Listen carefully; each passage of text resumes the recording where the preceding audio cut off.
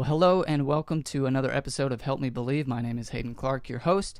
This is the show about Christian apologetics and theology, and this week we will be discussing the conversation and debate around Calvinism and the 5 points around Calvinism and soteriology. But I am super excited to introduce my special guest to you. He is the author of Young, Restless, and No Longer Reformed. His name is Austin Fischer. Austin, how are you doing today, sir?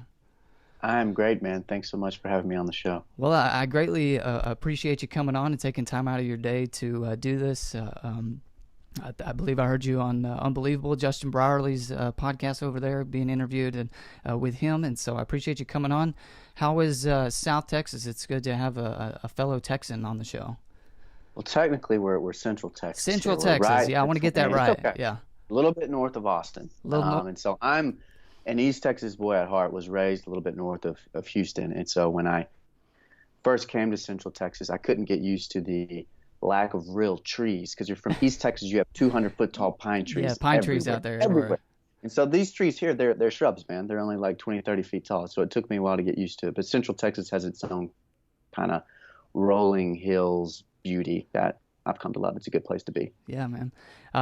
I was born and raised here in North Texas, and then so you went East Texas, Central Texas, almost kind of South Texas, and I went North Texas. I moved out to Lubbock for a little while, which was a huge mistake. I don't know if you've ever been out there. I'm not a big West Texas guy. No, all the West man, Texas listeners, I'm sorry. We'll pray for you guys and girls. No, yeah, I'm guns up. Go Red Raiders. I love it, Lubbock, and Texas Tech and all that, but West Texas was not for me. Whenever I moved back to North Texas, I was like, what is this moisture in the air? This is crazy.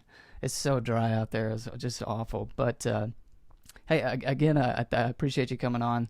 And so why don't you introduce yourself to those who may or may not be familiar with who you are, and just tell us a little bit about yourself and what you do. Yeah, so my name is Austin Fischer. I'm the lead pastor at Vista Community Church in Temple, Texas.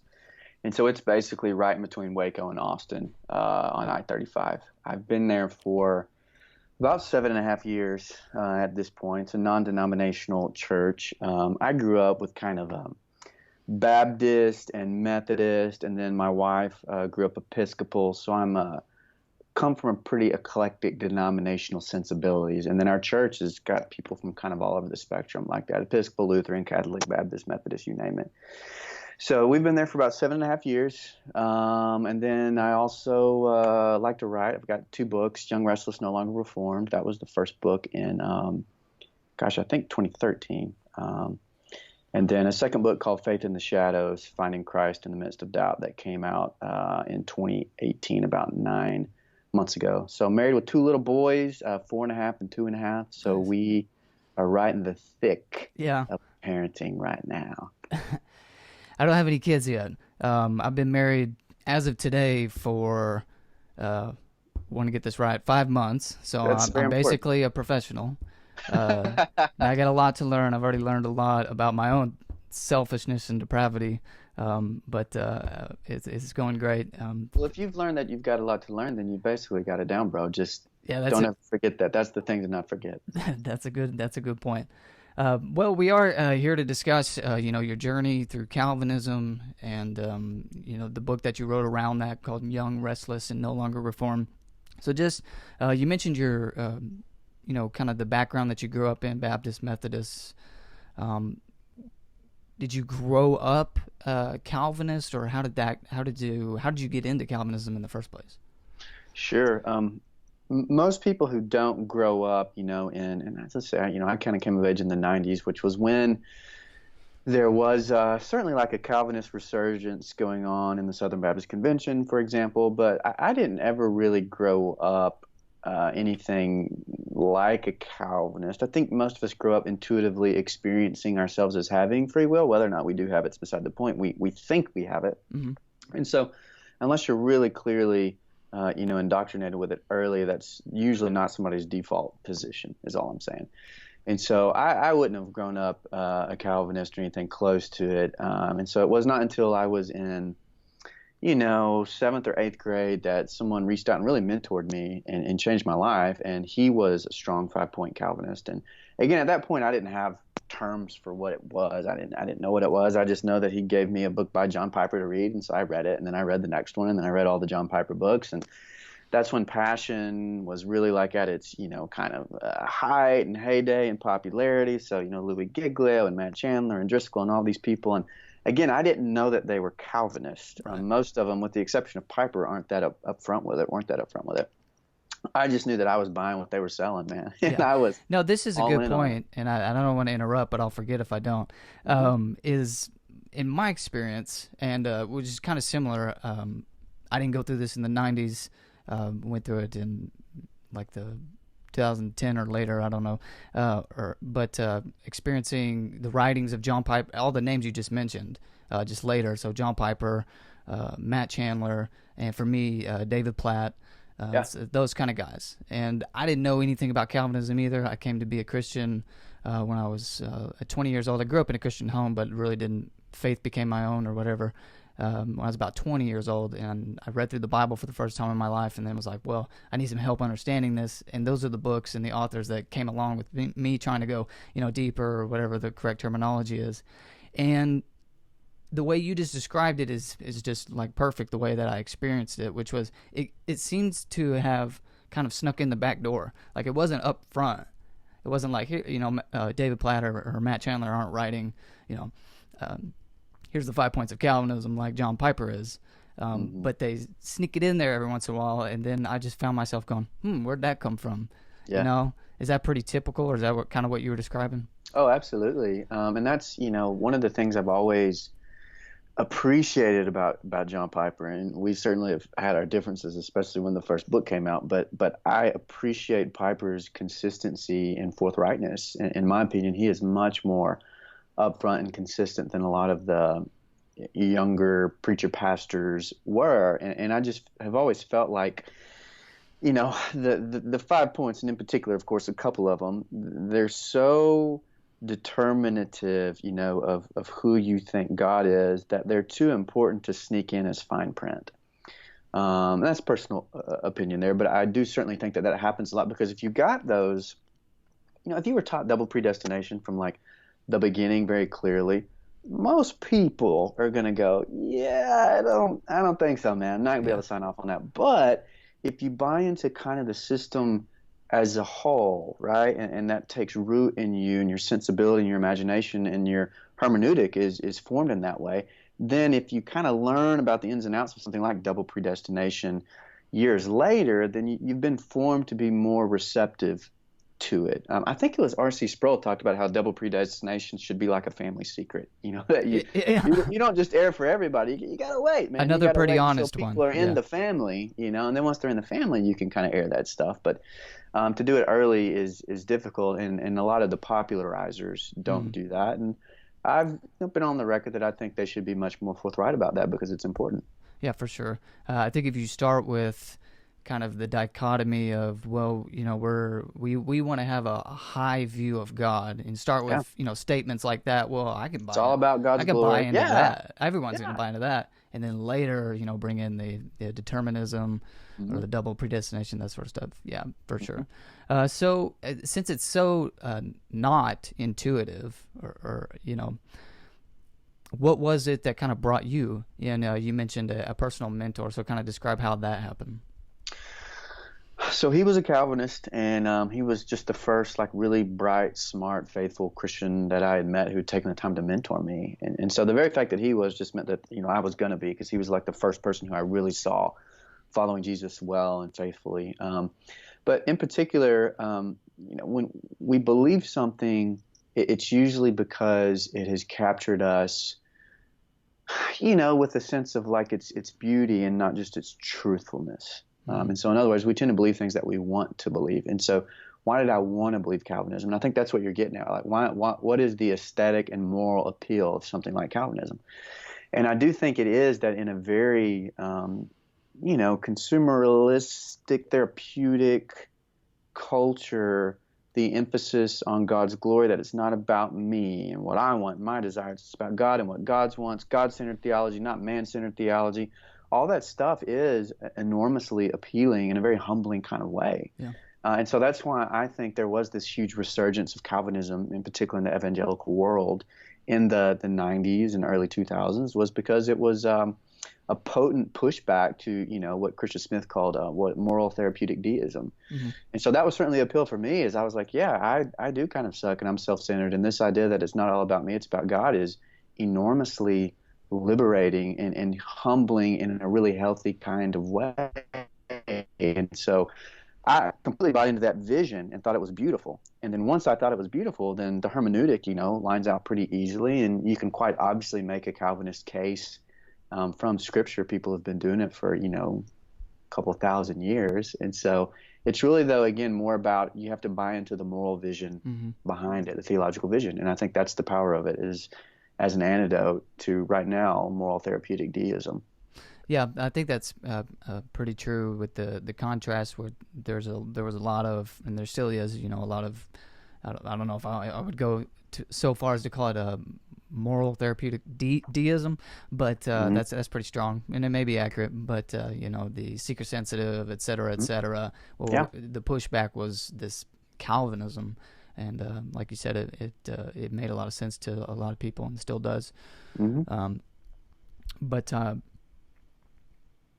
so that's kind of how you got into it. Oh, and I was going to mention, this is kind of, you mentioned it had to be beautiful first before the hermeneutic and the exegesis and the scriptural support for it actually came, if you wanted to get to the order of things. And that's kind of an approach to apologetics that I think is actually beneficial as well.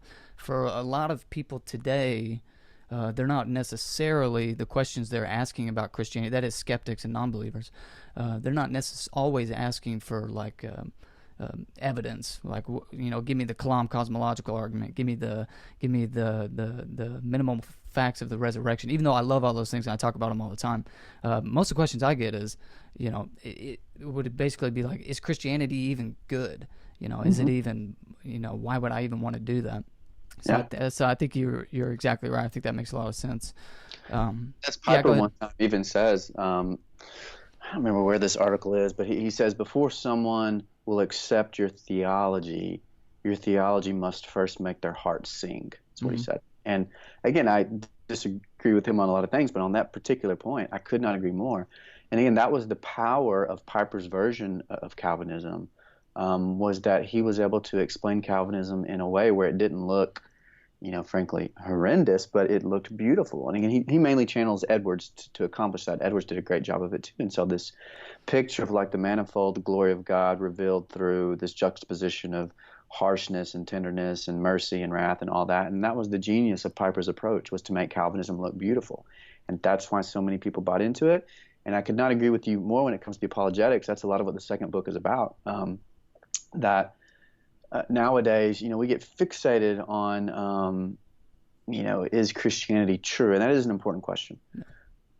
But a question that is just as, if not more important, is Christianity good and beautiful? And in particular, in the age we're in, apologetics has shifted over the years. Early on, most apologetics was about historical stuff. And that was a powerful argument, because somebody could say, yeah, my Aunt Susie saw resurrected Jesus. Do you want to go talk to her? Right? And that's a powerful argument when someone's Aunt Susie saw resurrected Jesus. You and me, our Aunt Susies, they haven't seen the resurrected Jesus, and so those arguments aren't as persuasive. You move to the Enlightenment, you get a lot of really rational arguments because that was very persuasive for people. Now you move into a late modern or postmodern culture, and a lot of the rational stuff just doesn't really move the needle much for us, because we don't really believe in objectivity the way Enlightenment people did. And so what you get is arguments focused on theological aesthetics, and that's Hans Urs van Balthasar and David Bentley Hart and people like that. Well, even I was listening recently, even William Lane Craig has been on the record saying the most powerful argument that he ever gives for Christianity is the moral argument itself. So I think that is kind of in line with what we're talking about. I don't think he meant the exact same thing we're talking about, but it makes sense now that I think about it that way. But, back to your story. So you buy in because you have a mentor who, like John Piper, has the ability to make it look good and beautiful, and then later kind of get all the doctrinal stuff, work all that out. Describe what it was like being within the Calvinistic systematic, or within that mind frame, I think of a lot of, was there a stage cage? I guess is what I'm getting at. What was it? A Was stage there, cage? yeah, was there, where you, was there a stage cage, or where a stage where you were that stage cage Calvinist that we tend to think about, like on the, Oh, I got you now. I had not heard that term before. you I'm never following. heard that term. I thought I that have was, not heard it. I'm No, talking to the Calvinist guy. I thought for sure you'd heard that term.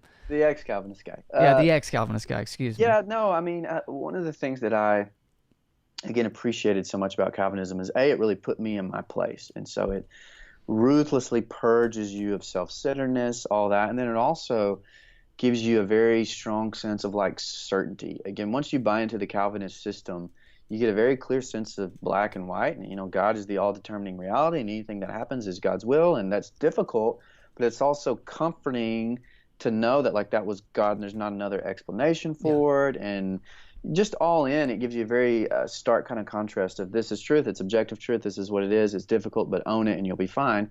And in a world, again, that's rampant with skepticism, and I was, sorting through all sorts of skepticism at that point, I appreciated like the very firm lines and categories that Calvinism gave me. And so that was part of the appeal. And then also Calvinists, that in particular, the new Calvinist movement, they've been very good at organizing. And so you just got this huge network of like people and resources to draw from. And so I felt all sorts of at home and comforted in it. And that was what I needed, I think, as, a typical postmodern kid who was trying to find his way in a very ambiguous world and wanted something sure and certain to cling to. And that's, again, that's more of the epistemological appeal of Calvinism, is the certainty and the clarity of it all. Yeah, for sure. It makes a lot of sense, like you said, again, contrasting the times that we live in, whether it be relative or subjective kind of epistemology, and then to have something like Calvinism, which really does, like you said, it accomplishes erasing all of that doubt and uncertainty, and so that's another aesthetic appeal to there as well.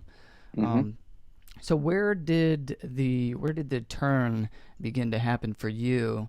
As far as maybe I'm wrong here. Was in college, somewhere around my probably junior year, and I'd known that specifically double predestination was an essential part of Calvinism for a while. Again, some of them, Piper is very clear about that, Edwards, Calvin himself, and I think it was when I began to like let the repercussions of that really set in, right? And I had to sort through, okay, if I believe in double predestination, which you have to do to be a consistent Calvinist, I have no patience for inconsistent 4-point Calvinists, then that means a few things, right? So we've got a God who would render certain that the overwhelming majority of humans would be damned in hell forever for sins that God had ordained that they commit.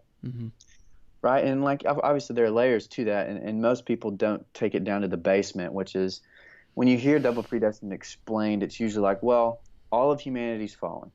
God graciously decides to save some, and then God kind of passively passes over others.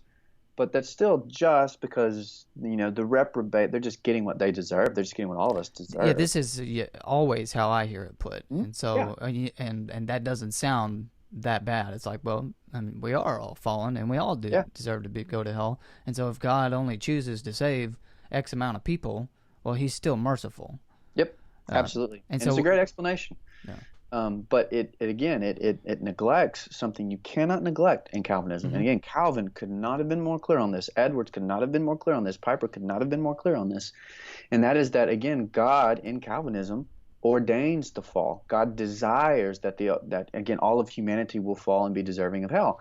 And so that's when you really begin to get into the justice question, is that it's not that, humanity is just fallen and then God lets most people get what they deserve. It's that God wanted humanity to be fallen. God made certain, however you want to explain it, that humanity would fall. And then God's going to damn humanity forever for a fall that God ordained and desired that humanity would commit and fall into.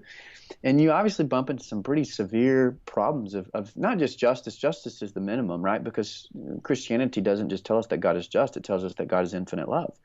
And so it's hard enough to square that with God being just. It's impossible, in my opinion, to square that with a God of infinite goodness who is revealed to us in Jesus Christ. And so that was when it all kind of started to unravel. For me, was just when I let the full repercussions of double predestination really sink into my bones and had to ask myself if I really thought that was consistent with Orthodox Christianity. I want to come back to that point of the story, but first I wanted to ask you, does anybody, and I don't know this, that's why I'm just asking, does anybody try, any Calvinists, try to say that no, God did not determine or render certain, is that what you were saying? Yeah. The fall itself, that Adam did have free will at that point, and then after the fall, there was no more free will. Is that a thing? It is, but only for Calvinists who don't know what they're talking about. Okay. That would be me. I'm the Calvinist that doesn't know he's talking about. I don't mean to be harsh, but all the best Calvinist thinkers throughout history, so that's late Augustine, so Augustine very late in his life, Calvin, Edwards, then people like Piper, they're all clear that you can't have your cake and eat it too on that. Like if God is the all-determining reality, then all means all, and the fall has to be folded into God's determining decree. Now they would want to distinguish between different decrees and different wills of God. People explain it differently, but at rock bottom, you have to affirm, if you're going to be a consistent Calvinist, that God ordained at some point there's going to be deterministic antecedents, as I've heard it put before, and no matter how you try to parse it, somewhere there's going to be something God determining this or rendering. And even more so, God desired it. Yeah, that would get into the love and the love aspect of it, like you mentioned, for sure. Mm-hmm. So whenever you're having these doubts, I suppose, is this just you thinking through this rationally, or is this somebody else who's now on the scene kind of posing these questions to you as a Calvinist? I've never really thought about that. I mean, it was mainly me. I did have a professor who was, I think, when you're a Calvinist, a lot of times you feel like you've been let in on this secret, and that there aren't really any super thoughtful, articulate other theologians out there who would disagree with you. And so I had a theology professor who was just a brilliant guy. And he was the first person who really hit me with some questions I couldn't quite answer. And so his name was Steve Oldham, fantastic theology professor. And so, he was kind of like my theological sparring partner, who hit me with some questions that I just really struggled to make sense of. And then through that introduced me to, C.S. Lewis. Most people don't know, but he's got some very pointed and helpful thoughts on Calvinism in a couple different books. And that was very helpful for me, which eventually introduced me to like Roger Olson, who's been a mentor for me and was a professor at Truett. And Roger obviously is like the probably best known Armenian in the world. Yeah. So he was very helpful as well. But that was kind of later on down the road. Yeah, he really is. I've got a couple of his books on my list that have just been pushed to the front of my list to read, because I've never actually read Arminius or any Arminian theologians or people who call themselves Arminians. I've read a lot of theologians who Calvinists call Arminians, but they're not. I did. What was I going to ask? You were talking about, I wanted to get back to your story. So you were now down, you had a good college professor, that's what I was going to say. Sorry, this is relates a lot to my story. It's so interesting hearing you describe all this, because it's something that I have experienced too, although I myself never would have called myself a Calvinist. So I grew up in a Southern Baptist church, and I didn't know the terms or anything like that. But my pastor now, he was probably traditional Southern Baptist soteriology. And so whenever I actually started taking Christianity seriously, like I was talking about at age 20, and reading these other the young pastors who were clearly Calvinistic, every once in a while I'd hit something because they weren't that upfront about it, and I'd say, that doesn't fit with what I remember growing up with. But then I thought, well, these guys are, authors and famous or whatever. They must be smarter than the small town pastor I grew up with. But I never full sail was like, okay, I'm a Calvinist now. Yeah. But the reason I never did was because I too had a professor at Southwestern Baptist Theological Seminary here in Fort Worth named Dr. David Allen. Are you familiar with him at all? Yeah, I've seen his name. We've never interacted, but Yeah. I've seen his name around a couple times. Yeah, so he writes a lot about the extent of the atonement. He has a magnum opus on the extent of the atonement. Just goes through the historical, the theological. It's very, very thorough. It's like 800-something pages. It's a mind blower, but it's really good. Anyway, so got to interact with his teachings, and I thought, this guy's intelligent, and he knows the text inside out. Maybe I don't have to be a Calvinist after all, because I really didn't want to ascribe to what they were talking about. And then, like you mentioned, C.S. Lewis, I came across some of those writings, was like, C.S. Lewis wasn't a Calvinist. William Lane Craig is outspoken about not being a Calvinist. Ravi Zacharias is also outspoken about not being a Calvinist. So I found some, I was like, okay, these dudes are smart, and they're certainly smarter than me, so there's clearly room for debate here. And that's really what gave me the okay to say, okay, I can say I don't necessarily agree with the Calvinist systematic, because I didn't even feel like it was okay to say no, because I'm hearing things, which I'll be honest, I just recently heard at church the other day, that if I disagreed with this, that I was robbing God of his glory. Oh, yeah. And that I was mitigating God's worship. I even heard somebody just say that to disagree with their position on whether faith precedes regeneration or vice versa, if you think that faith precedes regeneration, you might as well be a humanist. I was like, I can't believe you just said that in public. But so the professor was a big deal for me. Oh yeah, man. Again, I like to help people understand, because I think this is really important, that if you grow up in the evangelical world, which you did, I did, probably a lot of people listening to this podcast did, especially if you grew up in it in the 90s and early 2000s, you grew up thinking that something like Calvinism was kind of what you had to believe. It was the consensus of the church. And once you get out a little bit and you swim in a bigger pond, you realize that Calvinism is actually an overwhelming minority position in the history of Christian orthodoxy. Now, that's not to say that means it's wrong, but it is helpful to understand that in the bigger stream of what has been historic Christian theology, Calvinism has always been an overwhelming minority position in historic Christian orthodoxy. And so it is helpful to understand that, and I've always found it helpful to remind our dear Calvinist brothers and sisters that they are, in fact, the overwhelming minority opinion. That does not usually bother them, because they're used to being, the small elect group, but it is helpful to remind them of that. No, that is actually very important. I want to just double stress that once I allowed myself to think, I found a plethora of theologians and thinkers.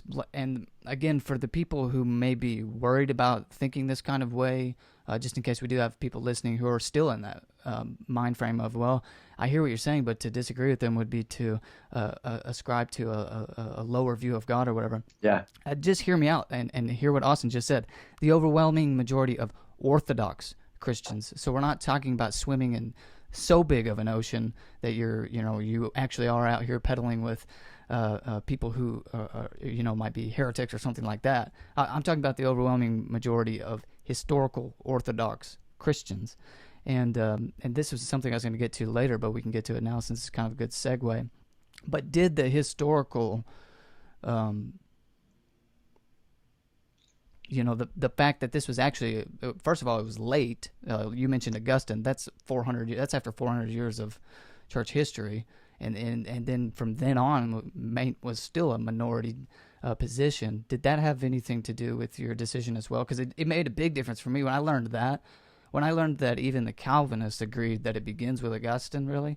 You may back up one more person. It's St. Paul, but yeah. Yeah, well, so you go from St. Paul to Augustine. Because for me, I thought in my head, well, you'd have to maintain, and again, I want to be fair as well, but if you think that Paul was saying this, and then the next person was Augustine, then you have to maintain that the people who sat underneath the feet of the apostles themselves and listened to them from their own mouths got it wrong. Yeah. And everybody else for 400 years also got it wrong until Augustine, who was a Manichaean for 10 years or however long, he's the one that got it right, and he's the only one that got it right. Yeah. Is that not accurate? I mean, it's a very complex picture. It is fair to say that Augustine, and it's late in Augustine's career, was the first person to really be the first Calvinist proper. Again, Calvinists would argue that it's there in Paul. And again, you can make that argument certainly, but Augustine's the first one to clearly, systematically put it together. And so, yes, to your question, like I knew I couldn't be a Calvinist anymore, no matter what. I mean, if my choices were like Calvinism and being a Christian, I don't know what I would have done at that point. I just knew I couldn't be a Calvinist anymore. It was incoherent. It made God impossible. And so I had made a decision to move away once I realized that this is actually what kind of the class. And I don't really call myself an Arminian. I would not be an Arminian, but I think classical theism is a much better way to understand it. Arminianism is a much later expression of the classic Orthodox tradition. And when I realized that that was, in fact, the majority consensus of the church, it was enormously liberating because you realize, oh, wow, I'm not like some fringed lunatic here. I am walking kind of with the historic consensus of the church, which was a little less about emphasizing free will. Like classical theism has really not wanted to emphasize free will. That's just kind of a part of the equation. What classical theism has wanted to do is deny some of these central tenets of Calvinism, which are things like double predestination and a kind of schizophrenic Christology, where Christ, comes and appears to show us infinite love, but the Father has this other secret plan. And so that's what the classical tradition is more about. It's not about doubling down on free will. That's kind of a modern thing. It's more about denying some of the central things that Calvinism wants to affirm. Well, on the flip side, so you said you wouldn't call yourself not an Arminian, but you also don't call yourself an Arminian. Mm-hmm. Is that really just what would be the purpose of not calling yourself an Arminian, I suppose is what I'm getting. Is there anything over there that you kind of do want to deny or say, yeah, I'm not sure about that? For me, Arminianism, kind of comes up as a position that's trying to deal with this soteriological debate, about how that works. And that for me is just not a terribly interesting question, like there are pieces of soteriology that are very important we should all agree on.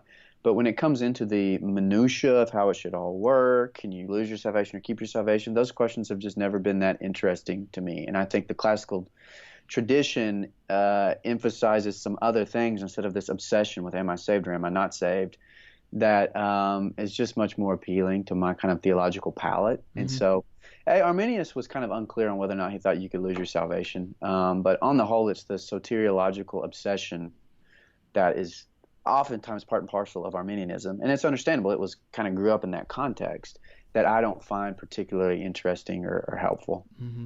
So like I mentioned, I've got some primary documents that I need to read because I haven't done any kind of deep dive on Arminian himself. But it sounds like maybe you would know more than I do. But from what I've heard other people say, like the non-Calvinists that might come back and say the Calvinists' description of Arminian himself is radically mischaracterized, is what I keep getting from people, which is kind of driving me to, well, I want to go read these documents myself.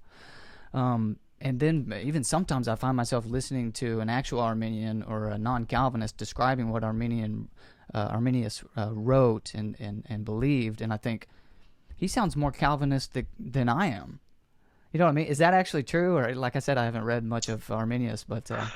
I mean, yeah, in part it is. Like, again, Arminius is a product of this age where there are these intense soteriological debates about the extent of the atonement and is just inner like mechanics of how salvation works, synergism versus monergism and all that. And so, yeah, there are times where he comes across and he very clearly affirms God's sovereignty and all those things, but he would just define it in a different way.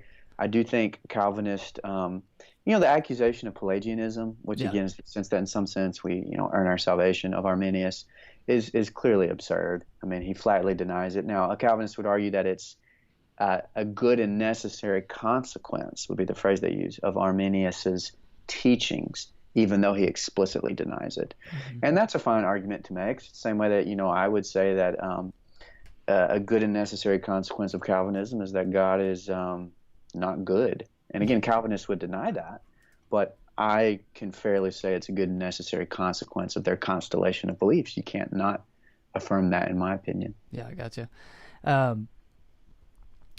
one of the main points that I get a lot for accepting Calvinism. I'm kind of going off script here, so sorry, but anyway, and I just discussed this in a podcast I did earlier this week, just myself speaking, didn't have an interviewee, was about that because you were talking about that they were somehow the Arminian or the non-Calvinist would be somehow earning their salvation, and I think what the Calvinist means by that, when you get down to it, is that they view faith itself, like if you have the libertarian free will to have faith of yourself in God, that you are now meriting your salvation through your faith, like God owes you salvation because you freely exercised faith. And that, I think, is at the bottom what the error actually is. I'm sure you do too. So why is that wrong? Why is faith not meriting or earning salvation? That's the whole idea that God and humans are in some sort of causal competition is absurd. And I say that too for a lot of libertarians who, again, libertarian free will, not libertarians, right?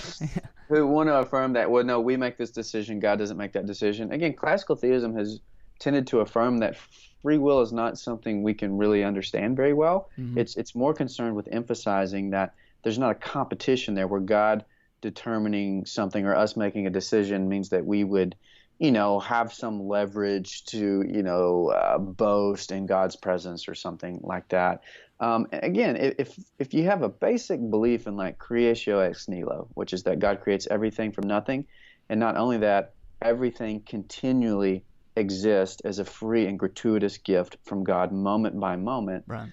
What are you like? What is there to boast about? Like you literally, your very existence is predicated on the infinite generosity of God every single moment. And so this idea that God creating some realm of created freedom, okay, where we can really make in some sense meaningfully free decisions, would somehow give us leverage to boast before the God in whom we live, move, exist, and have our being, who sustains us every moment, is just the most absurd accusation I've ever heard in my entire life. That's actually a really good point, and a good point for me right now, because I've been reading some R.C. Sproul. Believe it or not, to anyone who thinks I like to mischaracterize Calvinism, I specifically read them on purpose to interact with them. But R.C. Sproul is just talking, and this book didn't really have much to do with Calvinism, but or Reformed theology. But he was just giving an argument for the existence of God, and how the Aquinas argument that God didn't just make it all happen a long time ago, and it just kind of mechanically worked itself out this way. He is the cause of existence at every single moment, like you were talking about. And then so I was like, well, and I put it together like you just said it, and I was just thinking, but you're the Reformed theologian, you're the Calvinist or whatever in this side of things. So how do you not see that? Well, obviously we're not going to boast about anything, because every single second of our existence is by the grace of God. Every second is creatio ex nihilo. Yeah, exactly. And then furthermore, I would say the non-Calvinist position clearly affirms that God's grace in creation, or in the atonement, or in the bringing about and giving, presenting the gospel, those are at least three things right there that would prohibit us from boasting in our salvation like we did it ourselves. Like God's grace, in other words, is both logically and chronologically prior, as I've heard it put by people who have better words than I do. Mm-hmm. And I don't know, I just don't get it. I just guess you have to ignore that to be able to make that accusation. Yeah, it's a strangely reformed pathological obsession with the boasting thing. And again, like I don't want to make light of it. Like there are some traditions within Christianity that have certainly been in something like the semi-Pelagian realm. Like that's real. But again, classical Christian orthodoxy is so far removed from that accusation that it's tough to take seriously when you hear it about classical theism. Yeah. So do you view this ongoing debate and conversation as, clearly it must be important enough that you would come on this podcast and talk about it and write a book about it and such, but where does it kind of rank? How important is it to get this right, or would you actively try to talk someone out of Calvinism? Kind of where does it fall? Man, so I've struggled so much with this question over the years. At my church, so I'm the lead pastor at my church, but we have another lead pastor. So we've got two lead pastors, and the other lead pastor is a Calvinist. And so I, have to live this stuff out when it comes to charitably being able to disagree with somebody.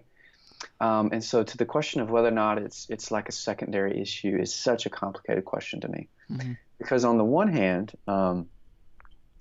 it's an enormous issue, because what's at stake is whether or not, there's a God who looks like Jesus Christ.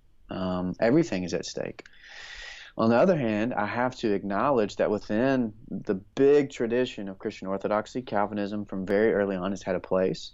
It is one way to interpret the data of Scripture that we're given. And so I'm in a weird spot of having to go like, man, I really obviously disagree with it on the most fundamental level, and yet I have to concede that it has a place within the Christian tradition. Yeah. And I believe that enough to pastor a church with somebody who believes that. And so I never quite know how to answer that question. I just lay out the tension that, I absolutely try to talk people out of Calvinism. But I also acknowledge that it has a place within the tradition of Christian faith, and you can make a good biblical and theological case for it, even though I don't buy it. Yeah. Man, again, you're putting it exactly how I would, which is whenever I follow it out to its logical conclusions, I come up to conclusions, like you're mentioning, with the goodness of God, and does God actually look like Jesus Christ? And then I hear kind of my mentors on my side of the aisle that are, Southern Baptist traditional soteriology or classical theism or non-Calvinist theologians that will say, more or less what you just said, but there is room for them in here, and I'm just like, I'm gonna take your guys' word for it, because I don't know how we can follow it out to those logical conclusions and then be like, there's room for all of us. But I want to. I really want to. I really want to say, there's obviously room for us here. It's not a primary issue. And I probably wouldn't even do podcasts and talk about this or write blogs about it or try to actively talk people out of it if they also felt the same way, because the non-Calvinist position is met with quite the vitriol by the some. It's not a monolithic group that I do have to kind of go, well, I do actually need to write and speak and talk about this because some people are pushing back pretty strongly.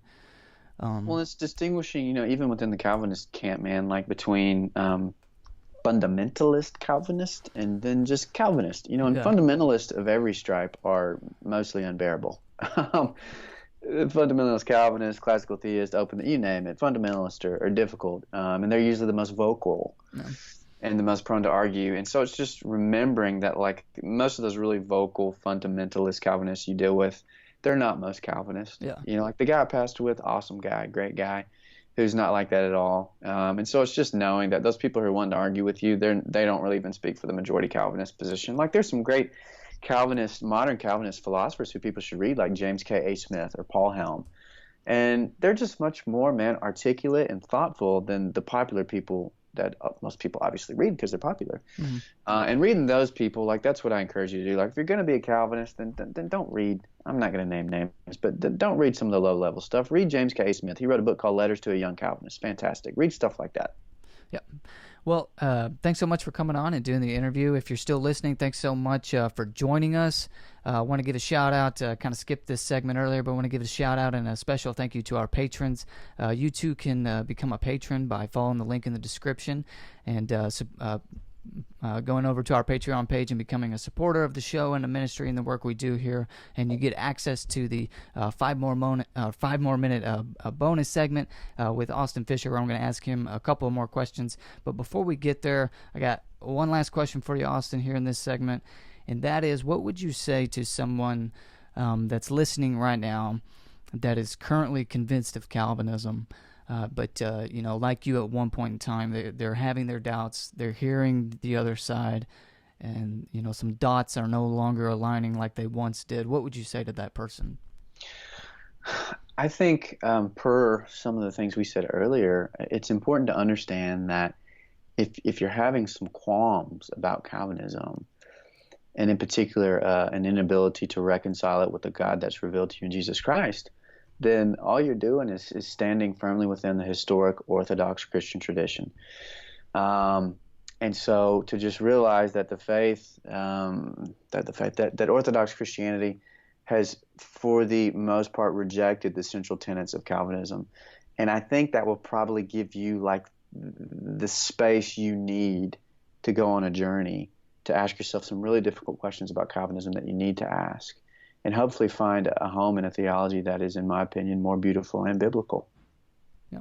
Well, again, thanks so much for coming on. If you're listening, be sure to pick up Austin's book, Young, Restless, and No Longer Reformed, and his second book, Faith in the Shadows, which we're going to talk a little bit about in the bonus segment. I'll leave links to both of those in the description.